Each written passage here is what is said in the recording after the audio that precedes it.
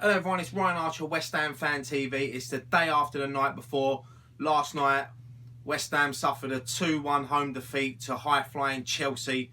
Eden Hazard and Diego Costas obviously scoring for Chelsea. Lanzini with a late consolation goal. As you know, it was a tough game last night.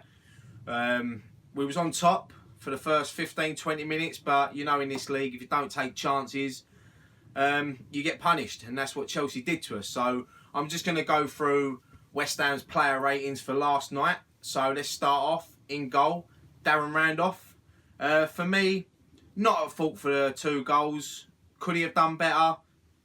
Questionable. He could have maybe done the second one. But look, for me, he kept the score down. He pulled off some vital saves, especially in the second half.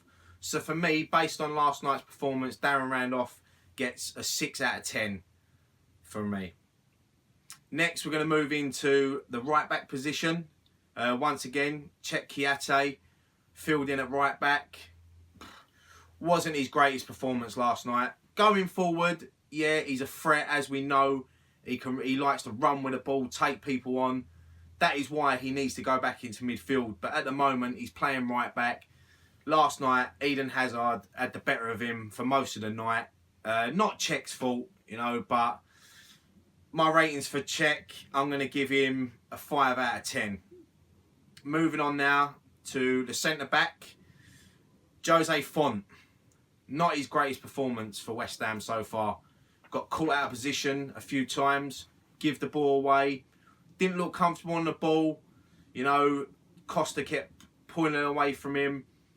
Yeah, I mean, like I said, it wasn't his greatest performance. I've seen him play better, but up against tough opposition like that, you know, so you can't play your best every week.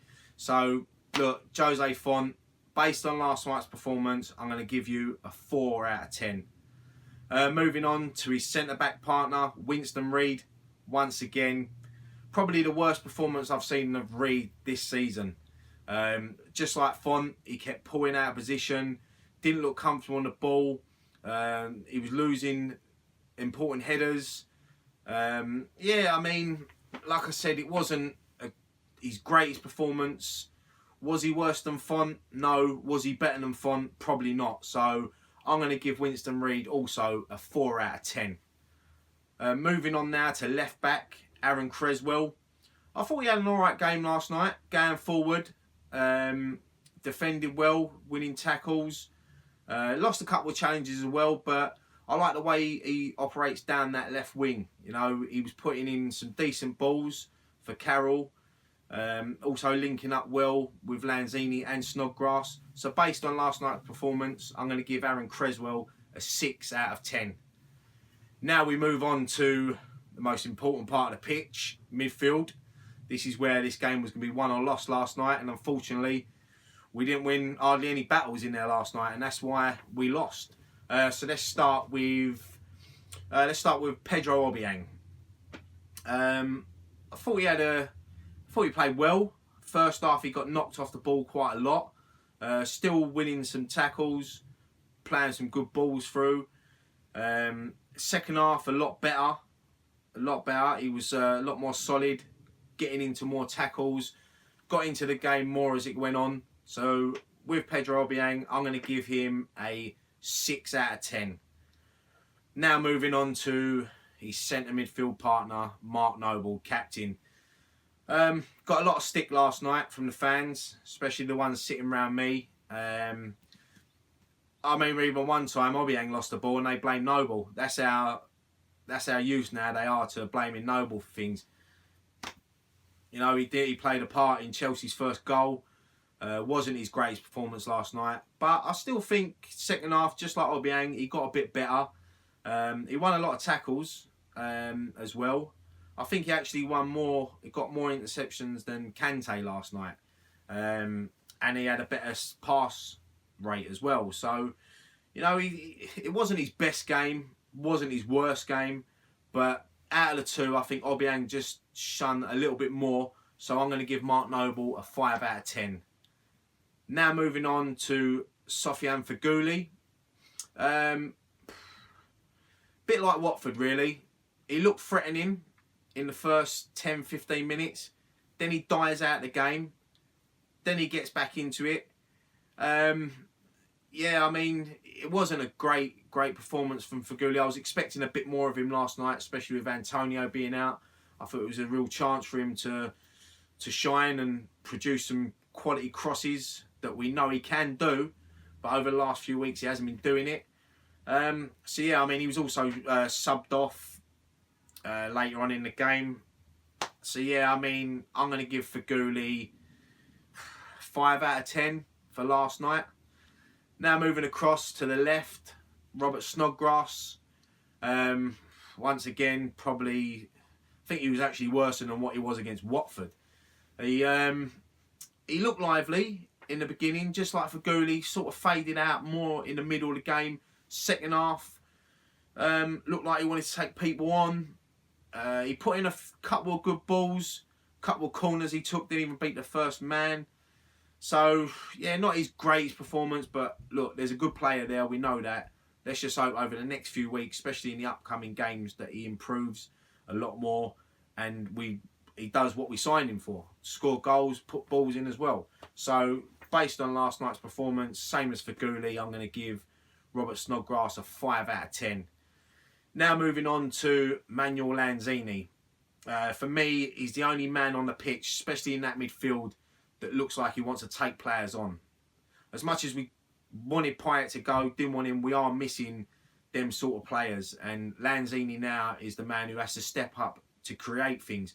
Because with Obiang and Noble, they're two similar sort of players. So for creativity in that midfield, we need someone like Lanzini. And I thought he played well last night. He had a good game, taking people on.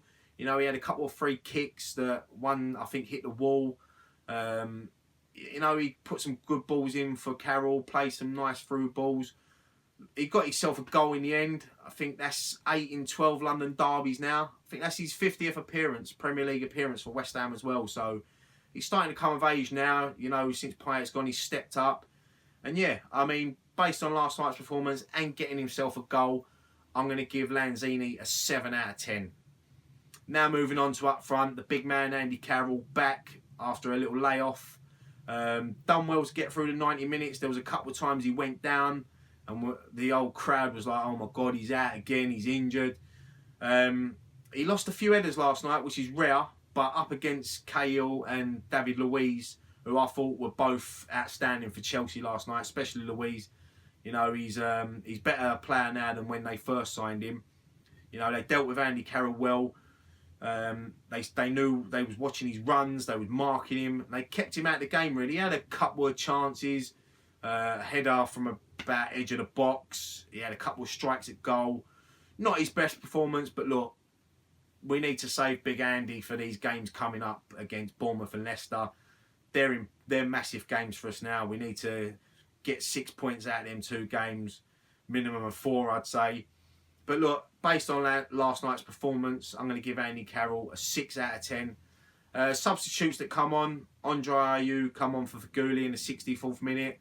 Sam Byram come on for Winston Reid, who picked up an injury in the same 64th minute. Andre Ayew, I thought he looked decent when he come on, linking up with play with Carroll and Lanzini, and he actually played a part in Lanzini's goal. So based on that, I'm going to give Andre Ayew a 6 out of 10. Sam Byram, for me, we looked more comfortable on the right when he was on. Looked like he wanted to get forward. I think he deserves a chance to start now. So I'll give him also a 6 out of 10. Late on, Fernandez, 77th minute, come on for Mark Noble. Didn't really do much wrong. Looked comfortable. So based on that, I'll give him a 5 out of 10 because he didn't play that long, but I'll give him a 5 out of 10. Moving on to Slaven Bilic.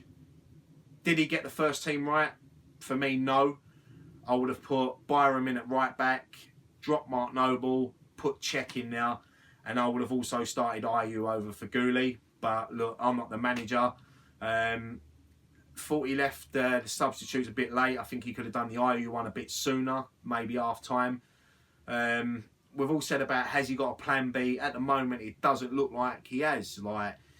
So, based on last night's starting lineup and tactics wise, I'm going to give Bilic a 5 out of 10.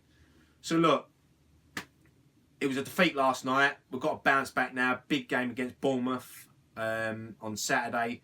So look, give me your comment. Put your comments below. Let me know your ratings. If you agree with what I've said. If you don't agree, let me know. Don't forget, look out for all the fan cams that went up last night. There's some good points put across by some of the fans. And of course, we filmed a post-match reaction outside the stadium straight after we filmed all the fan cams. So give that a watch as well. Don't forget, subscribe to our channel. We've got a few previews coming up this week for the Bournemouth game. The boys are being Bournemouth this week. So yeah, look, give us your thoughts on that. Don't forget, if you haven't watched it already, we was at the premiere of the Iron Man movie last week, where I got to interview a couple of first team players and Ray Winston. So go back and give that a watch. But look, I'm Ryan Archer at West Ham Fan TV. Thank you so much for watching this video. They're my ratings. Now give me yours. Come on, you Irons.